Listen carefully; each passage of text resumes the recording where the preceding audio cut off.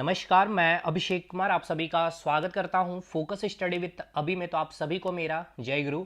तो चलिए electricity chapter में आज हम लोग विद्युत धारा को समझते हैं।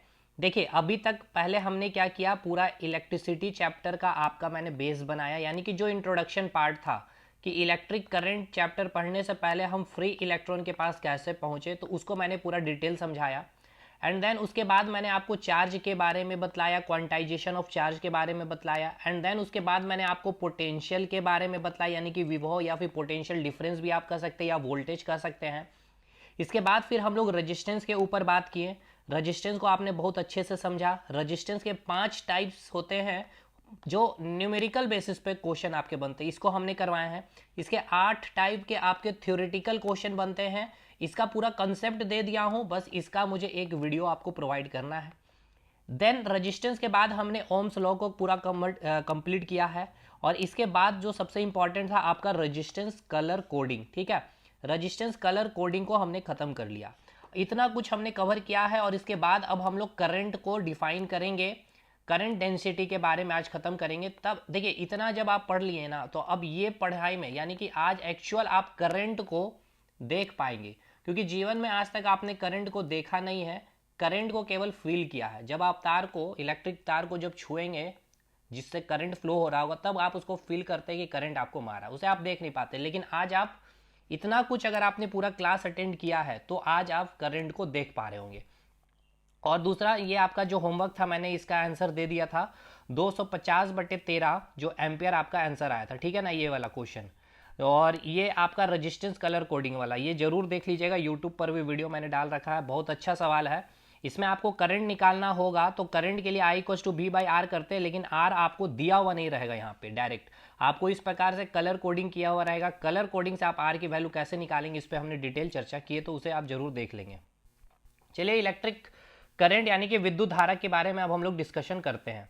देखिए सबसे पहले विद्युत धारा यानी कि करंट को जो हम लोग रिप्रेजेंट करते हैं कैपिटल I से, इसकी डेफिनेशन को सबसे पहले लिखते हैं। इसके डेफिनेशन की अगर बात की जाए तो आवेश प्रवाह के दर, ठीक है ना, आवेश प्रवाह के दर को, ठीक है ना, आवेश प्रवाह के दर, लेकिन कैसा दर होगा, ये एक निश्चित दिशा में ये प्रवाह होगा। ठीक है ना, एक निश्चित दिशा में आवेश प्रवाह के दर को क्या कहते हैं, धारा कहते हैं।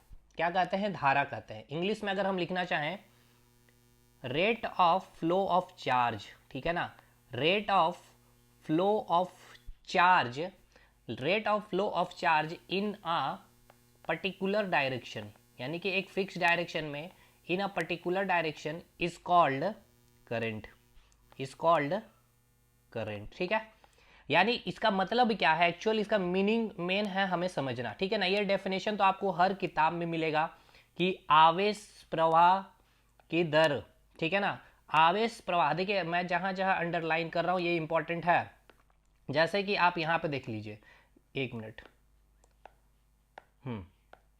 ये हो गया आपका आवेश प्रवाह की दर। ठीक है, यानी ये आपको समझना होगा कि आवेश प्रवाह क्या है, यानी कि फ्लो ऑफ चार्ज का मतलब क्या है। उसके बाद रेट यानी कि दर, और एक निश्चित दिशा यानी कि एक पर्टिकुलर डायरेक्शन, इसका मतलब क्या है, इसी को तो हम करंट कह रहे हैं ना, कि आवेश प्रवाह के दर एक निश्चित दिशा में होगी तो उसे हम क्या कहेंगे, धारा कहेंगे। यानी कि rate of flow of charge in a particular direction is called current, इसी को हम लोग क्या कहेंगे, करंट कहेंगे। तो चलिए इसको एक बार एकदम फील करते हुए चीज़ों को समझते हैं। यहाँ आपको सबसे पहले वर्ड आ रहा है एक आवेश। तो आवेश का मतलब ये है, क्या है, चार्ज है, जिसको रिप्रेजेंट करते हैं कैपिटल क्यू से भी और स्मॉल क्यू से भी। तो जो आपकी चार्ज है, पहले ये समझिए चार्ज मतलब क्या है। जैसे कि मैंने आपको इंट्रोडक्शन क्लास में करवाया था एटम, एटम में मैंने आपको बतलाया है इलेक्ट्रॉन। तो एक इलेक्ट्रॉन पे चार्ज कितना, तो 1.6 इंटू 10⁻⁻19 कूलाम। चार्ज की जो एसआई यूनिट होती है वो क्या होती है, कूलाम्ब होती है। ठीक है ना, यानी इसका मतलब क्या है कि एक इलेक्ट्रॉन पे कितना चार्ज है, 1.6 इंटू 10⁻19 कूलाम है। ये मैं क्यों लिख रहा हूँ 1.6 इंटू 10⁻19, यानी कि 1 इलेक्ट्रॉन का चार्ज अगर पूछ लिया तो ये होगा। अगर इसकी नेचर पूछ ली जाए तो कैसी होती है, ये नेगेटिव नेचर का होगा। ठीक है ना, यानी कि इलेक्ट्रॉन का मतलब ये कि इसके ऊपर कितना चार्ज 1.6 इंटू 10⁻⁻19 इलेक्ट्रॉन। अगर मैं कह दूं कि ये एक बॉक्स है और इसमें टोटल कितने इलेक्ट्रॉन है, 4 इलेक्ट्रॉन है, इसके मतलब क्या हो गया कि इसके पास इलेक्ट्रॉन कितना है, 4 इलेक्ट्रॉन है। इसका मतलब ये कि ये क्या है, बॉडी चार्ज होगा, आवेशित बॉडी होगा। अब इसके ऊपर कितना आवेश होगा, तो 4 इंटू एक इलेक्ट्रॉन पे कितना चार्ज, क्यू चार्ज, या आप इसको 4 क्यों लिख सकते हैं, या फिर आप इसको ऐसे लिख सकते हैं 1.6 इंटू 10⁻⁻19 कूलाम, इतना हो गया इसके ऊपर चार्ज। अब इसका अगर नेचर पूछेगा तो आप कैसा बोलेंगे, इसके ऊपर नेगेटिव नेचर होगा। यही अगर आप प्रोटॉन की केस की बात किए थे तो प्रोटॉन में मैंने बताया था इसके ऊपर कितना चार्ज होता है, 1.6 10⁻⁻19 कूलाम। तो देखिए एक प्रोटॉन में भी कितना चार्ज है, क्यू चार्ज ही है, ठीक है ना, चार्ज सेम है, चाहे प्रोटॉन की बात कर ले या इलेक्ट्रॉन की बात कर ले, दोनों पे चार्ज सेम होता है, लेकिन नेचर अलग है। ये कैसा हो चार्ज होगा, तो ये पॉजिटिव चार्ज होगा। यानी कि कोई एक बॉक्स है जिसमें 4 प्रोटॉन है, तो इसमें चार्ज कैसा कितना होगा, तो 4 इंटू क्यू, यानी कि 4 इंटू 1.6 10⁻⁻19 कूलाम भी है, लेकिन इसका नेचर कैसा होगा, तो इसका नेचर कैसा होगा, तो पॉजिटिव नेचर होगा। बस इसका नेचर में डिफरेंस आ गया, ठीक है। इसका मतलब क्या है, मैंने इतना इसलिए बतलाया क्योंकि आप जब करंट को पढ़ रहे हैं तो यहां बात कर रहे हैं आवेश के बारे में, यानी कि चार्ज के बारे में। तो चार्ज जितना दर में, यानी क्या कि दर का मतलब क्या, समय, यानी कि टाइम से है, यानी रेट कहने का मतलब है समय। तो इसको अब हम लोग यहां से हटा रहे हैं ताकि अब आई का जो फॉर्मूला डिराइव किया गया उसको हम आपको बतला सके, ठीक है। तो यहाँ पे आई का फॉर्मूला क्या आ रहा है, यानी करंट क्या हो रहा है, आई क्या है आपका, आई है आपका आवेश प्रवाह है, यानी कि फ्लो ऑफ चार्ज है। फ्लो ऑफ चार्ज को क्या लिखेंगे, कैपिटल क्यू, स्मॉल क्यू भी लिख सकते हैं। जो आवेश फ्लो हो रहा है जिस रेट में, यानी कि दर में, दर कहने का मतलब है जिस समय पे, उसी को आप क्या कहते हैं, करंट कहते हैं। लेकिन ये जो फ्लो करेगा किस डायरेक्शन में, एक फिक्स्ड डायरेक्शन में, ठीक है ना, ये एक फिक्स्ड डायरेक्शन में फ्लो करेगा। अब जैसे कि यहाँ पर मैं फिक्स्ड डायरेक्शन का मतलब समझाता हूँ। जैसे कि एक आपके पास कोई भी कॉपर वायर है, ठीक है, ये कॉपर वायर है, यानी ये क्या है आपका, एक मैटर है, ठीक है, ये क्या है आपका, एक पदार्थ है। अगर ये पदार्थ है, कैसे चेक करेंगे ये पदार्थ है, मैंने बतला रखा है 2 कंडीशन, एक इसका अपना सेल्फ वेट मास होना चाहिए, और सेकंड ये क्या करेगा, स्पेस ऑक्युपाई करेगा, देन ये क्या हो जाएगा, मैटर या पर पदार्थ हो जाएगा। अगर ये पदार्थ होगा तो ये किससे मिलकर बने होंगे, छोटे छोटे पार्टिकल से मिलकर के बने होंगे, जिसे हम कण कहते हैं हिंदी में। यही कण को हम लोग क्या नाम दे देते हैं, एटम का नाम दे देते हैं, या फिर अणु का नाम दे देते हैं, या फिर मॉलिक्यूल्स हिंदी में कहते, इंग्लिश में कहते हैं। एटम को हिंदी में परमाणु कहते हैं। फिर परमाणु के स्ट्रक्चर के बारे में मैंने आपको बतलाया है कि परमाणु के जो सबसे जो अंदर में जो पार्ट होगा उसे हम क्या कहेंगे, न्यूक्लियस कहेंगे, ठीक है ना, जिसको हिंदी में नाभिक कहते हैं, जहां क्या प्रेजेंट होता है, न्यूट्रॉन और प्रोटॉन, और इसके चारों तरफ कई कक्षाएं होंगे जहां पर आपका इलेक्ट्रॉन रिवॉल्व कर रहा होता है। इस प्रकार से ये जो बाहर की जो कक्षा है इसे हम आउटर ऑर्बिट कहेंगे या फिर बाहत्तम कक्षा कहते हैं, और ये इलेक्ट्रॉन इस न्यूक्लियस के चारों ओर घूम रही होती है। अब ये इलेक्ट्रॉन इससे क्या है, बंधी हुई है, इसलिए इसके चारों तरफ घूम रही है, ये सब मैंने बतलाया है। और ये एनर्जी कैसी होती, पॉजिटिव एनर्जी होगी या नेगेटिव एनर्जी, कोई भी चीज़ किसी से बंधी हुई तो होगी कैसी, नेगेटिव एनर्जी होगी। अब इसको हमने बहुत डिटेल में समझाया।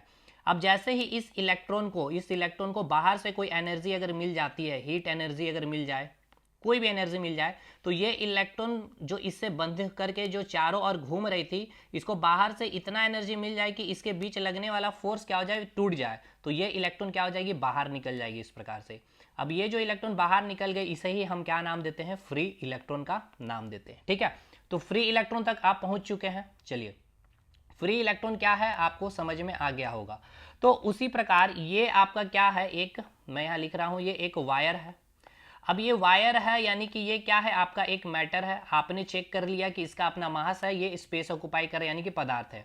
अगर ये पदार्थ है यानी कि छोटे छोटे कणों से मिलकर के बने होंगे, यानी कि एटम से मिलकर के बने होंगे, तो एटम इस प्रकार से यहाँ पर इस प्रकार से कई तरह के एटम होंगे। हालांकि आप अपने नेकेड आई से इस एटम को नहीं देख पाते हैं, क्योंकि ये इतने साइज में छोटे होते हैं जो आपकी आंखें, हमारी आंखें इसको देख नहीं सकती है, ठीक है। तो क्लियर है। अब ये एटम को हमारी आंखें नहीं देख सकते, लेकिन जब आप स्टैंडर्ड माइक्रोस्कोप से देखेंगे तो यहां पर इस प्रकार से कई तरह के आपको एटम्स दिखाई पड़ेंगे। क्लियर है। अब इस एटम्स के बारे में आपको क्या बतलाया हूं कि इस एटम में क्या प्रेजेंट होता है, न्यूक्लियस प्रेजेंट होता है और वहां पे फ्री इलेक्ट्रॉन आपको मैंने बतला दिया, यानी कि फ्री इलेक्ट्रॉन तो आपको समझ में आ गया। यानी कि इस वायर में क्या प्रेजेंट होगा, आपके फ्री इलेक्ट्रॉन्स होंगे, बहुत सारे होंगे, नहीं क्यों, कैसे होंगे, अच्छा चलिए इसमें भी आपके मन में डाउट आ रहा होगा। देखिए यहाँ पे बहुत सारे ऐसे ऐसे छोटे छोटे क्या होंगे, एटम्स बने होंगे। मैं एक एटम बाहर लिया हूँ इस प्रकार से, ये एटम को बाहर निकाला हूँ। इसके अंदर क्या है, न्यूक्लियस प्रेजेंट है, न्यूट्रॉन और प्रोटॉन। यहाँ पे चारों तरफ क्या होंगे, इलेक्ट्रॉन्स प्रेजेंट होंगे, इस प्रकार से इलेक्ट्रॉन और बाहर कक्षा में इलेक्ट्रॉन होगा। बाहर से उसको एनर्जी मान के चलते इस वायर को आपने अपने रूम में रखा, ठीक है। रूम के टेम्परेचर इतनी थी, इतनी रूम की टेम्परेचर, इतनी हीट एनर्जी इस इलेक्ट्रॉन को मिली कि ये इलेक्ट्रॉन का जो फोर्स से ये चारों ओर घूम रहा था वो ब्रेक कर गया और ये इलेक्ट्रॉन फ्री हो गया। तो इसमें देखिए एक इलेक्ट्रॉन फ्री मिल गया आपको। उसी प्रकार इस एटम में भी फ्री इलेक्ट्रॉन होगा, इसी में भी होगा, इसमें भी होगा, इसमें, ऐसे मिलियंस एटम्स होंगे और जितने मिलियंस एटम उतने क्या होंगे, नंबर ऑफ फ्री इलेक्ट्रॉन आपको मिल जाएंगे। क्लियर है। तो फ्री इलेक्ट्रॉन कहां से आया, ये आपको समझ में आया कि नहीं, ये बताइए। फ्री इलेक्ट्रॉन समझ में आ गया। तो अगर मैं यहां पर इस वायर में, ठीक है, फ्री इलेक्ट्रॉन में दिखलाऊं तो ये आपका फ्री इलेक्ट्रॉन आपको समझ में अब आ रहा होगा, ये आपका क्या हो गया, फ्री इलेक्ट्रॉन हो गया, ठीक है।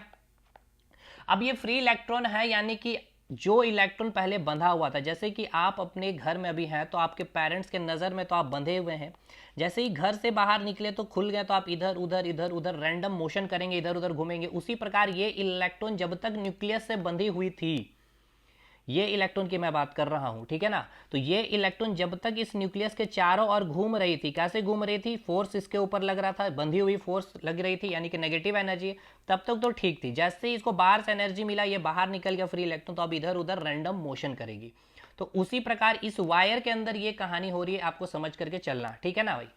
तो ये इलेक्ट्रॉन अब क्या करेगा, रैंडम मोशन करेगा। इसके मोशन को मैं दिखा रहा हूं। ये इलेक्ट्रॉन मान के चलते इधर मोशन किया, उसी प्रकार ये इलेक्ट्रॉन इधर मोशन करेगा, ये इलेक्ट्रॉन इधर आया, ये इलेक्ट्रॉन इधर आया और ये इलेक्ट्रॉन इधर। इस प्रकार से ये एक रैंडम मोशन क्या कर रहे हैं, मूव कर रहे हैं। तो इसके रैंडम मोशन से आपको ये समझ में आ रहा है कि इलेक्ट्रॉन के बीच में क्या हो रहा है, टक्कर हो रहा है। हो रहा है कि नहीं हो रहा, टक्कर हो रहा, टक्कर हो रहा है, यानी कि एक दूसरे को क्या किया जा रहा है, रोका जा रहा है। यानी कि एक स्पीड ब्रेकर का यहाँ पे काम हो रहा है। जैसे कि आप बाइक चला रहे होते तो ब्रेकर आता है तो आपकी गाड़ी क्या होती है, स्पीड स्लो डाउन होती है। तो जैसे ये इलेक्ट्रॉन इधर जा रहा है तो इससे टक्कर खा लिया, यहाँ पे एटम भी तो होगा, उससे भी टक्कर खाएगा। तो इसकी स्पीड क्या हो रही है, ब्रेक डाउन हो रही है, यानी टक्कर हो रही है, यहाँ पर रोका जा रहा है, यानी कि इसको अवरोध किया जा रहा है। तो ये जो टक्कर हो रहा है, इसी टक्कर को ही हम लोग क्या कहते हैं, इसी टक्कर को ही हम लोग रेजिस्टेंस का नाम कहते हैं। यानी कि जो आपने इलेक्ट्रिसिटी चैप्टर में, इसको हटाते हैं, यानी आपने जो इलेक्ट्रिसिटी चैप्टर में जो रेजिस्टेंस पढ़ा, रेजिस्टेंस आपने जो पढ़ा, ये रेजिस्टेंस क्या था, ये रेजिस्टेंस को बस इतना सा समझिए, टक्कर से, टक्कर किसके बीच हो रही है, तो इलेक्ट्रॉन, कौन सा इलेक्ट्रॉन, फ्री इलेक्ट्रॉन के बीच जो टक्कर हो रही है, इसी को हम लोग क्या कर रहे हैं, इसी को हम लोग क्या कर रहे हैं, रेजिस्टेंस कह रहे हैं। समझ में आया। तो अब जितना ज्यादा फ्री इलेक्ट्रॉन के बीच में टक्कर होगा, उस वायर में उतना ही ज्यादा क्या होगा, रेजिस्टेंस जनरेट होगा। अब रेजिस्टेंस जितना ज्यादा जनरेट होगा, वो तार उतना ही ज्यादा गर्म होगी। क्लियर है। अब देखिए, अब रेजिस्टेंस अगर ज़्यादा है, ठीक है ना, एक बात याद रखिएगा, अगर रेजिस्टेंस ज़्यादा है यानी इलेक्ट्रॉन एक दूसरे से टक्कर खा रहा, तो फ्लो करने में वहाँ पे क्या हो रहा, दिक्कत हो रहा। अब आपने करंट का डेफिनेशन क्या पढ़ा है, करंट का आपने डेफिनेशन पढ़ा है कि rate of flow of charge, ठीक है ना, rate of flow of charge. अब यहाँ अच्छा, चार्ज कहने का मतलब आपको अब समझ में आ रहा ना, इलेक्ट्रॉन, क्योंकि एक इलेक्ट्रॉन पर कितना चार्ज, क्यू चार्ज, मतलब 1.6 10⁻⁻19 कूलम। क्लियर है यहाँ पे। तो ये जो आपका इलेक्ट्रॉन फ्लो कर रहा था, ठीक है ना, यानी ये चार्ज अगर मैं बोलूं, या फिर मैं यहाँ पर डेफिनेशन में इलेक्ट्रॉन भी बोल सकता हूं। क्लियर है, कोई दिक्कत नहीं है। तो आई का फॉर्मूला है या डेफिनेशन है rate of flow of charge, यानी कि एक फिक्स डायरेक्शन में। तो यहाँ पे जो करंट आपका फ्लो कर रहा है, सॉरी, ये जो आपका इलेक्ट्रॉन यहाँ पर जो टक्कर खा रहा है इस प्रकार से, ठीक है ना, यहाँ पे जो आपका इलेक्ट्रॉन टक्कर खा रहा है, बहुत ज़्यादा टक्कर खा रहा है, तो उसकी रेजिस्टेंस क्या होगी, बहुत ही ज़्यादा होगी। तो अगर रेजिस्टेंस ज़्यादा है तो इलेक्ट्रॉन के बीच टक्कर ज़्यादा हो रही है, टक्कर ज़्यादा हो रही है, यानी कि करंट वहाँ पर कम फ्लो करेगा। क्योंकि करंट का डेफिनेशन आपको ये बतलाता है कि चार्ज का एक फिक्स्ड डायरेक्शन में फ्लो करना है। यहाँ पे तो एक फिक्स डायरेक्शन में फ्लो नहीं कर रहा अभी, क्योंकि ज़्यादा टक्कर यहाँ पे खा रहा है, इसी कारण यहाँ पे करंट, इसीलिए कहते हैं रेजिस्टेंस ज़्यादा है तो वहाँ पे करंट क्या होगी, कम फ्लो करेगी। रीजन समझ में आया? रेजिस्टेंस ज़्यादा है कि मतलब वहाँ फ्री इलेक्ट्रॉन के बीच में टक्कर ज़्यादा हो रही है, और टक्कर ज़्यादा हो रही है इस कारण वहाँ पे करंट कम फ्लो करेगी। अगर रेजिस्टेंस कम है, रेजिस्टेंस कम का मतलब ये है कि जो इस फ्री इलेक्ट्रॉन के बीच में जो टक्कर हो रहा है वो काफ़ी कम हो रहा है। कम हो रहा है यानी कि ये इलेक्ट्रॉन या फिर ये चार्ज एक डायरेक्शन में फ्लो कर रही है, यानी करंट वहाँ पे अच्छे से फ्लो करेगा उस वायर से। तो ये आपको पहला, ये फिजिकली आप समझ पा रहे, देख पा रहे कि नहीं, कि रेजिस्टेंस का कम होना, रेजिस्टेंस का ये कम होना करंट का क्या बतलाता है? ज़्यादा होना। क्यों? क्योंकि यहाँ पर टक्कर कम खाएगी। और अगर इलेक्ट्रॉन के बीच में टक्कर कम हो रहा, रीज़न क्या है भाई? देखिए, किसी दो व्यक्ति के बीच में टक्कर कब होगा? जब ये इसी रास्ते में जा रहा होगा, ये भी इसी रास्ते में जा रहा होगा। अब ये व्यक्ति इधर जा रहा है और ये व्यक्ति इधर जा रहा है, तो क्या टक्कर होगा? नहीं होगा। ये इधर जा रहा, नहीं होगा। तो मतलब ये कि एक फिक्स डायरेक्शन, देखिए इनका डायरेक्शन अगर आप देखें तो फिक्स डायरेक्शन हो गया है। ये व्यक्ति भी इधर जा रहा है, ये भी व्यक्ति इधर जा रहा है, तो यहाँ पे क्या होगा? टक्कर नहीं होगा। टक्कर नहीं होगा तो यहाँ पे करंट आराम से फ्लो करेगा। लेकिन ये इधर जा रहा है, ये इधर टक्कर हो रहा, तो इलेक्ट्रॉन फ्लो नहीं कर पा रहा है, फ्लो नहीं कर पा रहा तो करंट कम है। तो यहाँ पर टक्कर ज़्यादा हो रहा तो यहाँ रेजिस्टेंस ज़्यादा है। अब रेजिस्टेंस ज़्यादा है तो करंट कम है। यहाँ टक्कर हो ही नहीं रहा, यानी कि रेजिस्टेंस बिल्कुल ही कम है। कम इन द सेंस कि आप बोल सकते हैं टेंड्स टू जीरो है आपका। तो यहाँ पे करंट क्या है आपका? बिल्कुल मैक्सिमम है। तो ये अब आप फिजिकली फील कर पा रहे हैं कि रेजिस्टेंस का कम होना करंट का क्यों ज़्यादा होता है, यानी कि रेजिस्टेंस कम होने पे करंट क्यों ज़्यादा फ्लो करती है। ये हो गया रेजिस्टेंस का कम होना, करंट का ज़्यादा होना, इसके बीच का कंसेप्ट। अब समझते हैं करंट किस प्रकार से फ्लो कर रही थी। तो ये जो एक वायर था आपके पास, और यहाँ पे जो बहुत सारे नंबर ऑफ फ्री इलेक्ट्रॉन इस प्रकार से थे जो अपने रेंडम मोशन पे इधर मूव कर रही है, इधर मूव कर रही थी। मैंने क्या किया, अब मैंने ये किया कि इस वायर से, ठीक है, इस वायर से मैंने एक बैटरी कनेक्ट कर दी। जैसे ही इस वायर से ये बैटरी कनेक्ट हुआ तो ये जितने सारे इलेक्ट्रॉन थे अब एक फिक्स्ड डायरेक्शन में मूव करना स्टार्ट कर देता है। यानी ये इलेक्ट्रॉन इधर मूव करने लगा, ये भी इलेक्ट्रॉन इधर करने लग गया, ये भी इलेक्ट्रॉन इधर, ये भी इलेक्ट्रॉन इधर, ये भी इलेक्ट्रॉन इधर, ये भी इलेक्ट्रॉन, यानी सभी इलेक्ट्रॉन एक फिक्स डायरेक्शन में मूव करने लग गया। यानी कि इलेक्ट्रॉन का आपको जो डायरेक्शन मिल रहा है, ये वाला आपको इलेक्ट्रॉन का डायरेक्शन मिल रहा है। ये कौन सा डायरेक्शन मिल रहा है? ये इलेक्ट्रॉन का डायरेक्शन बतला रहा है जरा, ठीक है ना, क्योंकि सारे इलेक्ट्रॉन का डायरेक्शन क्या हो गया? इस साइड हो गया है, ठीक है, इस साइड हो गया। सारे इलेक्ट्रॉन किधर मूव कर रहे हैं? इधर से इधर मूव कर रहे हैं। अब ये हमने देखा कि ये जो प्लेट था आपका पॉजिटिव प्लेट है, ये आपका नेगेटिव प्लेट है, यानी ये आपका हायर पोटेंशियल है, उच्च विभव है, और ये आपका लो पोटेंशियल यानी कि निम्न विभव है। तो करंट का जो डायरेक्शन आप देख रहे हैं, सॉरी, इलेक्ट्रॉन्स का जो आप डायरेक्शन देख रहे हैं किधर फ्लो कर रहा है, यानी ये जो इलेक्ट्रॉन है, ये कौन सा इलेक्ट्रॉन? ये फ्री इलेक्ट्रॉन है, हमेशा याद रखना। तो ये जो फ्री इलेक्ट्रॉन मूव कर रही है किधर? लो पोटेंशियल से आपकी हाई पोटेंशियल की ओर फ्लो कर रही है, ठीक है। पहला ये बहुत इंपॉर्टेंट क्वेश्चन। दूसरा, इस इलेक्ट्रॉन की बात अगर हम कर रहे हैं तो इलेक्ट्रॉन पे जो चार्ज होता है, कितना चार्ज हो गया? Q charge. अगर नेचर पूछे तो माइनस, क्योंकि कितना होता है? -1.6 10 माइनस क्या बतलाता है? नेचर को बतलाता है, ठीक है ना। तो इलेक्ट्रॉन कहने का मतलब क्या, आप इसको इलेक्ट्रॉन को माइनस क्यू कह सकते हैं? बिल्कुल कह सकते हैं। तो अगर मैं माइनस क्यू या फिर मैं नेगेटिव चार्ज के बारे पूछूं डायरेक्शन, ठीक है, जो आपके एग्जाम में पूछा जाता है, नेगेटिव चार्ज यानी कि ऋणात्मक आवेश का आपको डायरेक्शन पूछेगा एग्जाम में, तो ऋणात्मक आवेश का डायरेक्शन क्या होगा? ये भी ऋणात्मक आवेश कहने का मतलब क्या? एक इलेक्ट्रॉन पे चार्ज कितना है भाई? 1.6 10⁻⁻19 कूलम, यही है। अब इस पे अगर नेचर पूछा जाएगा तो क्या है? माइनस है, यानी कि ये क्या है? माइनस क्यू है। ये कैसा चार्ज है? ये एक नेगेटिव चार्ज है कि नहीं? ये कैसा चार्ज है? एक नेगेटिव चार्ज है, यानी ऋणात्मक आयन है। तो जो इलेक्ट्रॉन का डायरेक्शन है, इलेक्ट्रॉन का डायरेक्शन किधर है? लो पोटेंशियल से हाई पोटेंशियल की ओर, यानी लो टू हाई है, ठीक है। तो इस नेगेटिव चार्ज का भी डायरेक्शन क्या होगा? लो पोटेंशियल से हाई पोटेंशियल की ओर होगा। क्लियर है? ये समझ में आ गया। यानी कि आपने यहां से दो इंपॉर्टेंट पॉइंट निकाल लिया है जो एग्जाम के लिए, जो आप वन लाइनर रटते हैं। ये नेगेटिव जो चार्ज है इसकी जो डायरेक्शन है ये भी किधर होगी? लो पोटेंशियल से हाई पोटेंशियल की ओर, ठीक है।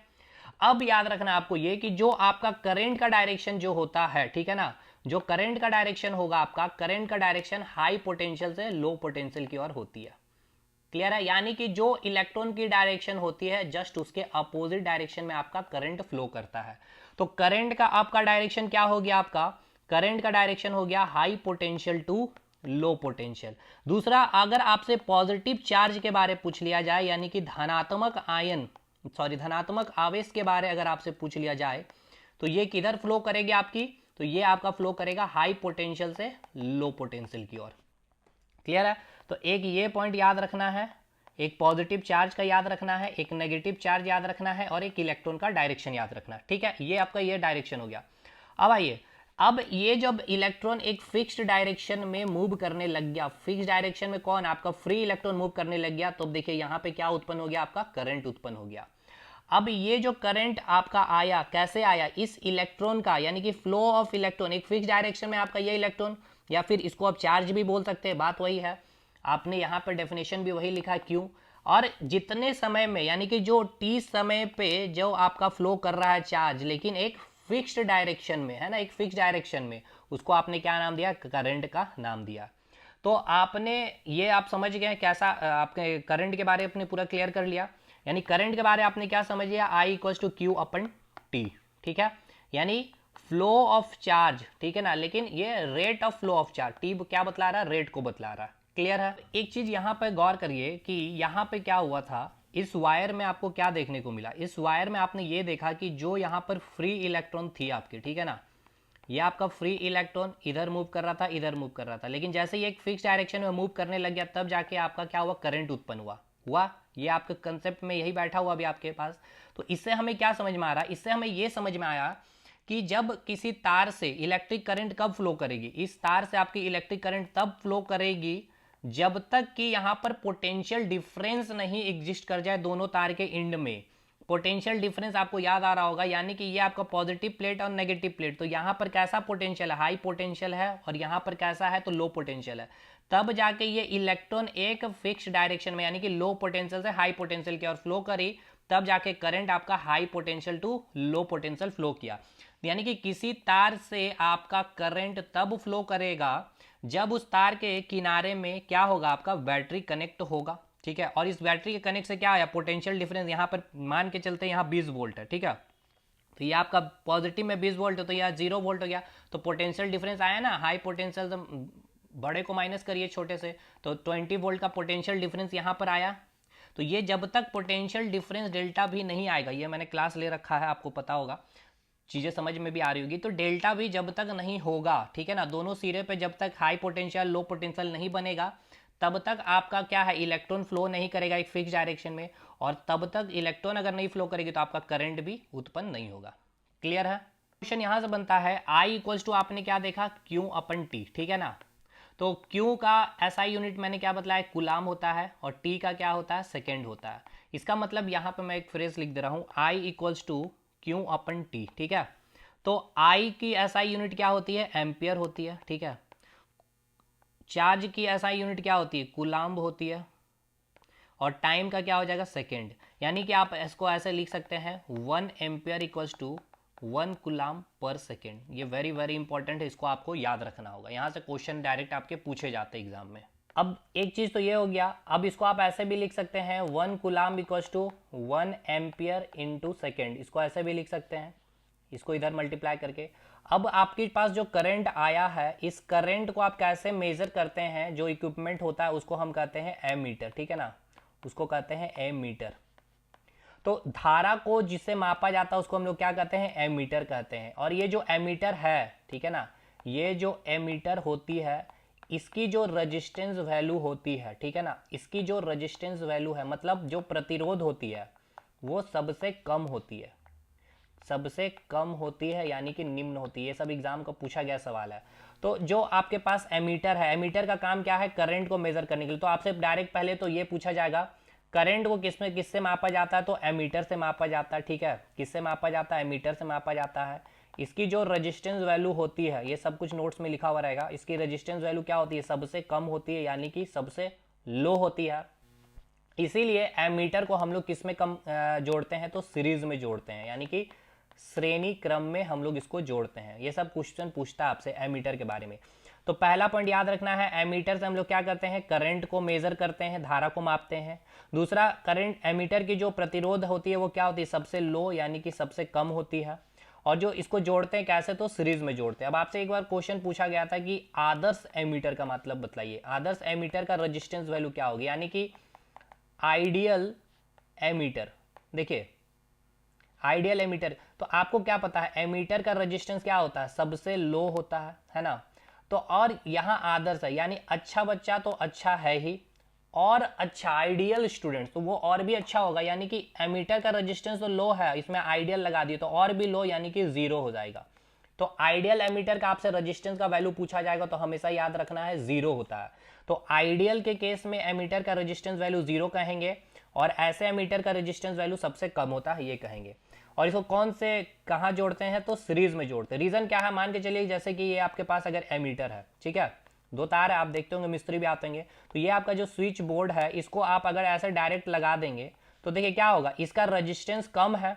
अगर रजिस्टेंस कम है मतलब क्या है, यहाँ पर फ्री इलेक्ट्रॉन क्या होगा, टक्कर यहाँ पे कम हो रहा होगा, तो इससे क्या होगा, करंट बहुत ही ज्यादा फ्लो करेगा। करंट बहुत ज्यादा फ्लो करेगा तो ये आपका उड़ जाएगा। इसीलिए हमेशा क्या किया जाता है, एक तार को स्विच बोर्ड में हम लोग लगाते हैं और एक तार को क्या करते हैं, जो आपका बल्ब है, ठीक है, मान के चलते ये बल्ब है, तो इसके बल्ब से इसका एक वायर को कनेक्ट कर देते हैं और इसके एक वायर को इस स्विच बोर्ड से कनेक्ट कर। तो देखिए अब इससे क्या हुआ, जो करंट के यहाँ से भी आ रहा था यहाँ से भी आ रहा था, अब केवल यहीं से करंट आ जाएगा, तो इसका रेजिस्टेंस कम है तो भी अपने आप को ये संभाल लेगा, और इधर से बाकी करंट कहाँ चल जाएगा, बल्ब भी जलने लगेगा। ठीक है, क्लियर है। तो सीरीज में इस कारण देखिए, सीरीज में हमने जोड़ा, सीरीज पैरेलल कॉम्बिनेशन आगे पढ़ेंगे। तो एमीटर का आपने कंसेप्ट समझ लिया, आइडियल एमीटर का कंसेप्ट समझ लिया, विद्युत करंट का कंसेप्ट समझ लिया। I equal to Q upon T, 1 ampere equal to 1 coulomb per second होता है, ये भी आपने देख लिया, ये वेरी वेरी इंपॉर्टेंट है। तो ये सारी चीजें हैं। यहाँ पे क्वेश्चन पूछा जाता है आपसे, ये क्वेश्चन भी लेते हैं, काफी अच्छा क्वेश्चन है। क्वेश्चन क्या बोलता है, क्वेश्चन ये बोला गया है कि विद्युत धारा जो है, ठीक है ना, यानी जो इलेक्ट्रिक करंट है, विद्युत धारा किसके प्रवाह के दर है, किसके प्रवाह के दर है। देखिए कंफ्यूज नहीं होना है, इसका ऑप्शन जब आप देखेंगे तो फिर आप कंफ्यूज करेंगे। यानी कि इंग्लिश में बोलेंगे जो इलेक्ट्रिक करंट है वो किसका फ्लो है, ठीक है ना, रेट ऑफ फ्लो किसका है। ऑप्शन ए इलेक्ट्रॉन का, ठीक है, ऑप्शन बी प्रोटॉन का, ठीक है, ऑप्शन सी आयन का, और ऑप्शन डी इनमें से सभी। ठीक है, देखिए हमने आपको क्या बताया कि धारा क्या होता है किसके, यानी चार्ज का या फिर इलेक्ट्रॉन का, यही कहेंगे आप। तो आप यहाँ पर डायरेक्ट इलेक्ट्रॉन टिक कर देंगे तो ये आपका गलत हो जाएगा। क्यों गलत हो जाएगा इसको समझिएगा। देखिए हमने आपको बताया क्या कि rate of flow of charge या फिर rate of flow of electron in a fix direction, यानी कि आपके पास जो चार्ज है या फिर इलेक्ट्रॉन जो एक फिक्स डायरेक्शन में फ्लो करने लगता है, आपने इसको करंट कहा। लेकिन ये जो है डेफिनेशन तार में, यानी कि तार में जो करंट फ्लो कर रहा होगा, ये केस कहलाएगा आपका तार के केस में। अब कोई चीज का आप सॉल्यूशन लेते हैं, ठीक है ना, जैसे कि सोडियम क्लोराइड का सॉल्यूशन लेते हैं वाटर के साथ, तो ये आपका क्या होता है, ब्रेक डाउन होता है आयन में। सोडियम क्या होता है, पॉजिटिव क्या बोलेंगे इसको, पॉजिटिव चार्ज में टूट गया है, क्लोरीन नेगेटिव, यानी कि ये कैसा हो गया, ऋणात्मक आयन है, ठीक है ना, ये क्या है आपका ऋणात्मक आयन, ऋणात्मक आयन यानी कि नेगेटिव आयन हो गया, और ये आपका क्या हो गया, पॉजिटिव आयन, यानी कि ये आपका धनात्मक आयन हो गया। तो देखिए अब जब हम घोल किसी चीज का घोल लेते हैं या फिर सॉल्यूशन लेते हैं, ठीक है, तो उसमें जो करंट आपका फ्लो करेगा इस आयन के कारण, इस आयन का मतलब क्या है, ये Na+ क्या बतला रहा है, यानी कि इसके ऊपर कैसा चार्ज है, पॉजिटिव चार्ज है। मतलब ये कि ये कोई एक ऑब्जेक्ट है, इसके ऊपर पॉजिटिव चार्ज है, ठीक है, इसके ऊपर पॉजिटिव चार्ज है। पॉजिटिव मतलब हम पॉजिटिव में है, यानी कि हम किसी को कुछ दे रहे हैं तब हम पॉजिटिव में, यानी ये इलेक्ट्रॉन को लॉस कर रहा होता है, ठीक है, ये इलेक्ट्रॉन को लॉस कर रहा है इसलिए उसके ऊपर पॉजिटिव चार्ज है। और ये जो ऑब्जेक्ट है इसके ऊपर नेगेटिव चार्ज है, यानी कि ये क्या कर रहा है, इलेक्ट्रॉन को गेन कर रहा है, ठीक है, क्या कर रहा है, इलेक्ट्रॉन को गेन कर रहा है, इसलिए नेगेटिव में ये दूसरे से ले रहा है और आप दूसरे को दे रहे हैं।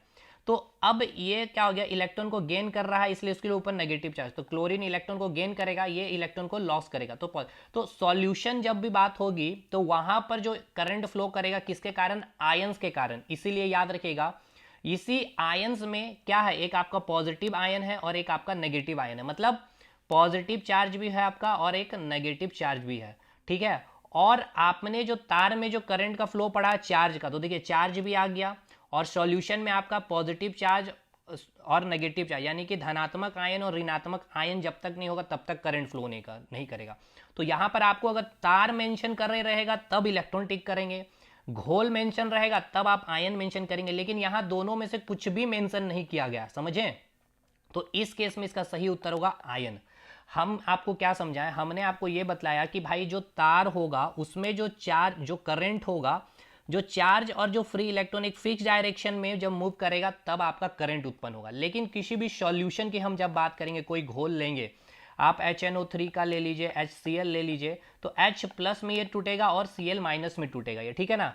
जैसे कि HCl हाइड्रोक्लोराइड एसिड आपने लिया तो ये किस में टूटेगा, H प्लस में टूटेगा, Cl माइनस में टूटेगा। यानी ये कैसा हो गया आपका पॉजिटिव आयन हो गया, यानी ये धनात्मक आयन हो गया, और ये क्या हो गया आपका ऋणात्मक आयन, यानी कि ये क्या हो गया आपका नेगेटिव आयन। तो अब जब सॉल्यूशन में पॉजिटिव आयन हो गया और नेगेटिव आयन, तब इस सॉल्यूशन से क्या होगा, आपका करंट फ्लो करेगा। पॉजिटिव आयन कहने का मतलब क्या है, चार्ज पॉजिटिव है और यहाँ पर कैसा चार्ज है, नेगेटिव चार्ज, यानी कि इस ऑब्जेक्ट के ऊपर पॉजिटिव चार्ज, यानी इसने क्या किया है, इलेक्ट्रॉन को लॉस किया है, ठीक है ना। और इस नेगेटिव आयन का मतलब है कि इस ऑब्जेक्ट के ऊपर नेगेटिव चार्ज है, इसका मतलब इसने इलेक्ट्रॉन को क्या किया है, गेन किया है। इलेक्ट्रॉन वर्ड यहाँ आया है, यानी कि कैसा इलेक्ट्रॉन है, ये इलेक्ट्रॉन को गेन कर रहा है, यानी कि नेगेटिव चार्ज, और यानी कि नेगेटिव आयन, पॉजिटिव आयन। तो घोल या फिर सॉल्यूशन जब भी कहेंगे, तो सॉल्यूशन कब भी कहेंगे तो वहां पर जब करंट की बात होगी तो किस कारण, तो आपकी आयन के कारण। जब तार होगा या वायर होगा उस केस में हम लोग किसकी बात करेंगे, इलेक्ट्रॉन की बात करेंगे। लेकिन क्वेश्चन में क्या है, विद्युत धारा किसके प्रवाह के दर, तो आयन। तो अब आयन ऐसा क्यों बेस्ट हुआ, क्योंकि देखिए आयन कहने का मतलब क्या है, पॉजिटिव आयन और नेगेटिव आयन, है ना। यानी कि पॉजिटिव चार्ज है और नेगेटिव चार्ज है। अब चार्ज मतलब क्या है, चार्ज मतलब क्या है, इलेक्ट्रॉन ही तो है, यानी कि एक इलेक्ट्रॉन पर कितना चार्ज होता है, 1.6 10⁻⁹ कूलाम हुई तो होता है ना। तो ये 1.6 × 10⁻⁹ क्या है, ये कूलाम, ये चार्ज ही है। लेकिन ये कैसा हो गया, अब ये नेगेटिव हो गया, समझ में आ गया। इसीलिए हमने आयंस कहा। अगर तार कहेगा तो इलेक्ट्रॉन करेंगे, घोल कहेगा तब आयन कहेंगे। अब आपसे पूछता है एग्जाम में कि जो शुद्ध जल होता है, ठीक है, कभी भी आपसे अगर पूछ ले शुद्ध जल, ठीक है ना, क्या इससे करंट फ्लो करेगा, तो करंट इससे फ्लो नहीं करेगा, क्योंकि शुद्ध जल आयन में ब्रेक नहीं करता है। आप जो पानी यूज़ करते हैं उसमें बहुत सारे मिनरल्स होते हैं, तो ये आपका H+ और O- में टूट जाता है, तो यहाँ पे आपका करंट फ्लो करता है, ठीक है ना। तो जो शुद्ध जल होगा उससे कभी भी करंट फ्लो नहीं करती है, क्योंकि ये आयन में नहीं ब्रेक डाउन करता है, यानी कि पॉजिटिव आयन नेगेटिव आयन नहीं वहाँ पर फॉर्मेशन करता है। जो आप इन्वर्टर वगैरह में जो शुद्ध जल का यूज़ करते हैं, ये आयन में ब्रेक डाउन नहीं होता। और आयन अगर नहीं टूटेगा घोल, ठीक है ना, इसका सॉल्यूशन में अगर आयन नहीं फॉर्मेशन होगा तो करंट वहाँ पे फ्लो नहीं करेगा। क्लियर है भाई। तो ये पूरा ओवरऑल मैंने दे दिया है कंसेप्ट, इससे ऊपर आप करंट के बारे में नहीं समझा सकते। हाँ, अब ये है कि जो पूरा क्लास अटेम्प्ट किए होंगे तो आज करंट को वाकई ही अच्छे से समझा होगा आपने, रजिस्टेंस को आपने फील किया होगा। क्यों रजिस्टेंस, देखिए यहाँ पे एक बात ये भी अब आपको समझ में आ गया कि रजिस्टेंस ज़्यादा होगा तो करंट क्या होगा, वहाँ से कम फ्लो करेगा। क्यों, रजिस्टेंस ज़्यादा मतलब ये है कि वहाँ पर टक्कर बहुत ही ज़्यादा होगा, ठीक है ना। और टक्कर ज़्यादा होगा तो इलेक्ट्रॉन फ्लो नहीं कर रहा होगा फिक्स डायरेक्शन में, इसीलिए। और इलेक्ट्रॉन फिक्स डायरेक्शन फ्लो नहीं कर रहा यानी कि करंट कम फ्लो कर रहा है। अगर रजिस्टेंस कम है यानी कि इलेक्ट्रॉन एक फिक्स डायरेक्शन में मूव कर रही होगी। अब मूव कर रही है एक फिक्स डायरेक्शन में, यानी कि करंट वहाँ से ज़्यादा फ्लो करेगी। ये सब चीज़ अब आपको समझ में आ गया है। बाकी इसका एसआई यूनिट वगैरह सब कुछ हमने करवा दिया है। इलेक्ट्रिक करंट अगर पूछ लिया जाए कैसी क्वांटिटी है, ठीक है, तो इलेक्ट्रिक करंट एक स्केलर क्वांटिटी होता है, ठीक है ना, ये भी याद रखना है। यहाँ मैं लिख दूँ इलेक्ट्रिक करंट जो होती है आपकी स्केलर क्वांटिटी। देखिए ये सब नोट्स में मैं लिख दूंगा, ये सब पॉइंट याद करने वाला पॉइंट है। स्केलर क्वांटिटी होता है, ठीक है, अदिश राशि होती है, दैट्स ऑल। इलेक्ट्रिक करंट इससे ऊपर पढ़ने की जरूरत नहीं है, सब कुछ हमने करवा दिया। इसके बाद अब हम लोग स्टार्ट करेंगे एक आपका ये ओम्स लॉ का ग्राफ बचा हुआ है, ठीक है, ग्राफ से क्वेश्चन बन सकता है आपका। और ओम्स लॉ के क्वेश्चन है कुछ, उसको भी कर लेंगे। और रेजिस्टेंस के थ्योरेटिकल क्वेश्चन उसको भी कर लेंगे, ठीक है, उसको यूट्यूब पर भी डाल दिया जाएगा क्वेश्चन प्रैक्टिस सेशन। मिलता है अगले वीडियो में, तब तक के लिए धन्यवाद।